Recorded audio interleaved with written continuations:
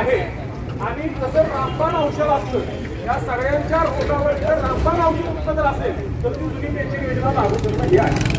आणि म्हणून आजच्या आपल्या धरणे आंदोलनाचा हा मूलभूत मुद्दा आहे. आता त्याचा आपण तिला जुनी पेन्शन म्हणतो. जुनी पेन्शन का हो तर शासनाने एनपीएस असेल त्याच्यामध्ये ईसीपीएस असेल यूपीएस असेल आणि टीपीएस असेल त्या पेन्शन योजना म्हणून आपल्याला लाभ द्या. तर ही पेन्शन आहे का हो? पेन्शनचं मूलभूत तत्व काय आहे? या शासकीय कर्मचाऱ्यानं आयुष्याची उमेदीची वर्ष शासनाच्या आणि समाजाच्या सेवेमध्ये घेतली त्याला त्याच्याकडून कुठलंही शारीरिक वेळेच्या पद्धतीनं किंवा आर्थिक योगदान न घेता एक जबाबदार लोकशाही यंत्रणा म्हणून शासन व्यवस्थेनं त्याच्या पालन पोषणाची जबाबदारी घेणं याचं नाव पेन्शन. आणि 1982 ची फक्त पेन्शन होती.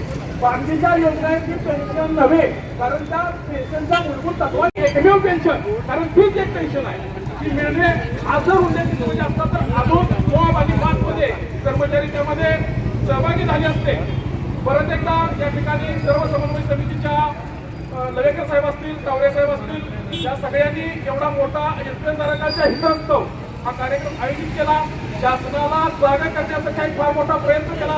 सगळ्यांचे आभार. आणि सगळ्यात महत्वाचं म्हणजे मी साहेबांना पर्यंत सांगतो साहेब एनपीएस धारकांना फक्त आणि फक्त जुनी पेन्शनच पाहिजे आणि जुनी पेन्शन हाच आमचा हिताचा हेच आमचं हितवर्धन करू शकतं. त्या सगळ्यांच्या म्हणजे शिक्षक असतील इतर शासकीय कर्मचारी असतील त्यांच्या सगळ्या वर्गावर एकमेव रामबाण उपाय हा जुनी पेन्शन आहे. एनपीएस धारकांना परत एकदा विनंती करतो कार्यालय स्तरावर मंत्री सभा आयोजित करूया. जोपर्यंत जुनी पेन्शन मिळत नाही तोपर्यंत थांबायचं नाही.